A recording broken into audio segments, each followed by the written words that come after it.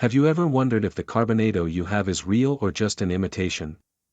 In this video, we'll reveal simple and quick ways to test it yourself at home, no special tools needed. First, the hardness test. Use a piece of glass or a sharp metal tool and gently try to scratch the stone.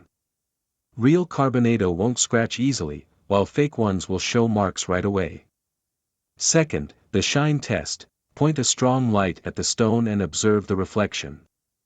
Genuine Carbonado has a deep, mysterious luster that absorbs light more than white diamonds. Third, the weight and density test. Hold the stone in your hand.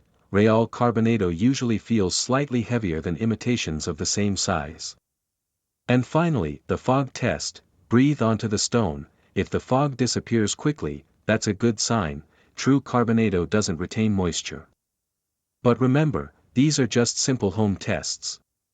For a final confirmation, it's always best to have your stone examined by an expert or a certified lab. Stay tuned for more secrets about rare stones and how to identify them yourself.